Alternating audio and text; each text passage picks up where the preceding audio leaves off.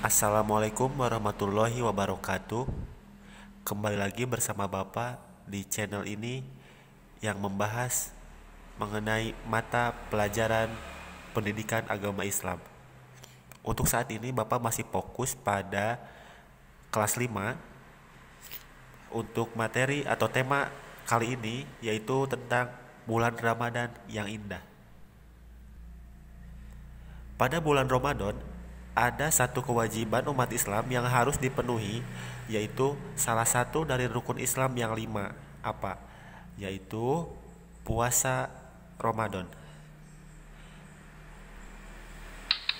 Nah, dalil tentang kewajiban atau perintah puasa Ramadan itu ada pada surat Al-Baqarah ayat 183.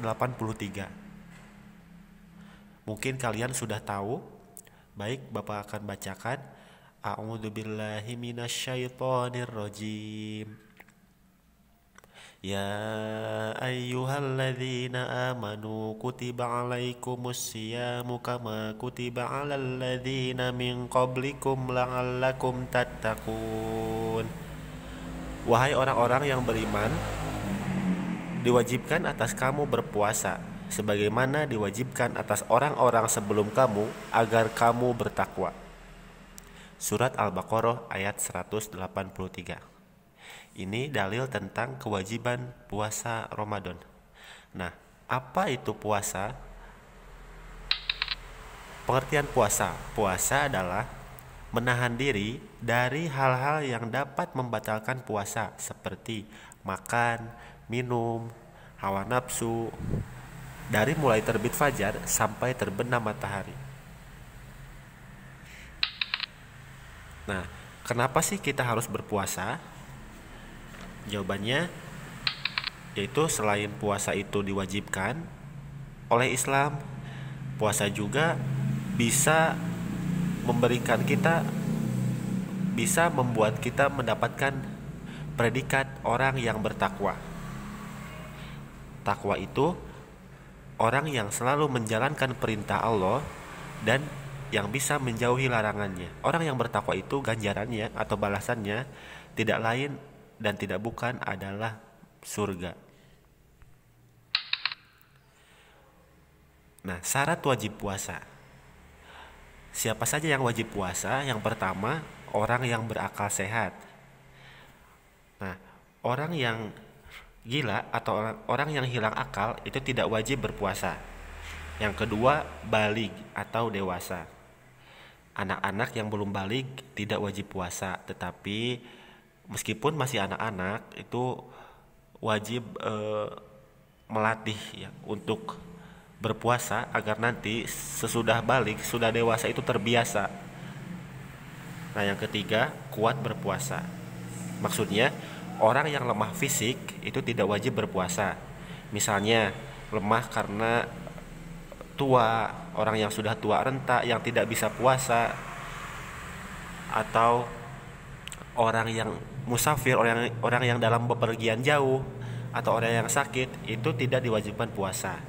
Tetapi wajib menggantinya dengan qada ataupun fidyah. Nah, siapa yang wajib qada dan siapa yang wajib fidyah? Sebelumnya Bapak akan membahas mengenai qada dan fidyah dulu ya sebelum melanjutkan ini. Qada itu mengganti saum pada hari yang lain. Ya, sekali lagi, qada itu adalah mengganti saum pada hari-hari yang lain selain bulan Ramadan.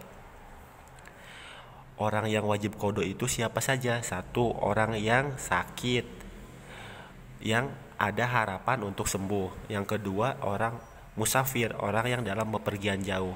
Nah, itu orang-orang tersebut jika ketika saum batal, maka di hari-hari yang lain wajib menggantinya sesuai jumlah hari yang ia tinggalkan.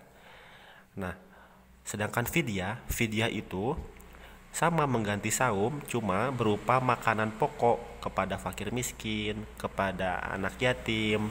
Itu jumlahnya sesuai apa yang kita makan selama satu hari itu.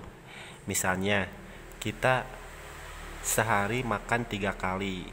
Nah, setiap kali makan misalnya 20.000 atau 30.000. Nah, dikalikan 3 saja. Nah, pada hari itu makanan pokok yang kita makan selama 1 hari itu dibagikan kepada fakir miskin. Siapa yang wajib fidyah?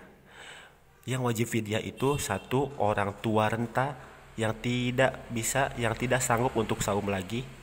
Yang kedua, orang sakit yang tidak ada harapan untuk sembuh, yang sakitnya lama, yang tidak memungkinkan tahun depan itu bisa sembuh. Yang ketiga, orang yang menyusui. Nah, itu qada dan fidyah. Lanjut. Syarat sah saum.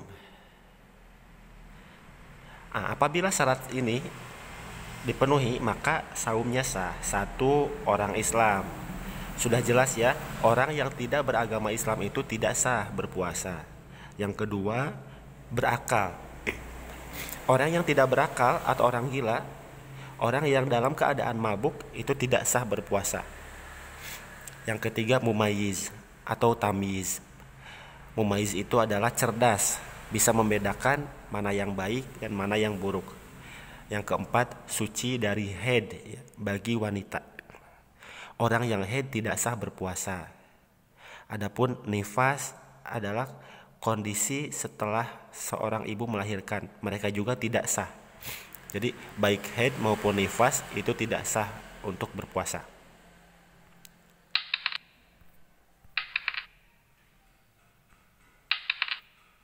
Selanjutnya, hal-hal yang membatalkan puasa.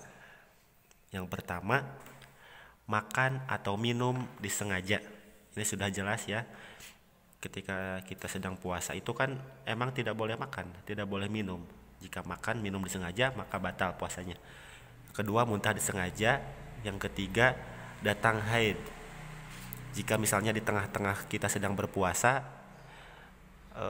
orang tersebut keluar haid, maka puasanya batal. Yang keempat, hilang akal atau gila. Yang kelima, murtad. Murtad itu keluar dari Islam. Nah, selain hal-hal yang dapat membatalkan puasa, ada juga hal-hal yang dapat mengurangi pahala puasa. Seperti apa? Berkata kasar atau berkata kotor, berbohong, menggibah. Gibah itu apa? Membicarakan kejelekan orang lain di belakangnya. Yang keempat, bertengkar. Yang kelima, marah. Ya, makanya ketika kita saum itu sebaiknya mulut itu harus dikunci, harus ditutup dari membicarakan hal-hal yang tidak perlu, hal-hal yang tidak bermanfaat. Karena jika kita membicarakan hal yang tidak perlu, bahkan mengobrolkan, membicarakan orang lain, itu pahala kita akan hilang, sedikit-sedikit akan berkurang, rugi kan ya. Makanya, nah ini yang harus diperbanyak ketika bulan puasa itu. Yang pertama, membaca Al-Quran. Baca Al-Quran itu ketika bulan puasa kan pahalanya dilipat gandakan. Hari-hari biasa saja ketika orang yang membaca Al-Quran, satu huruf itu dikalikan berapa? 10. Dari 10 itu dikalikan lagi 70. Apalagi pas bulan Ramadan, pahalanya semakin banyak, semakin besar. Makanya harus diperbanyak membaca Al-Quran. Dan yang kedua itu sodako. Sodako juga sama.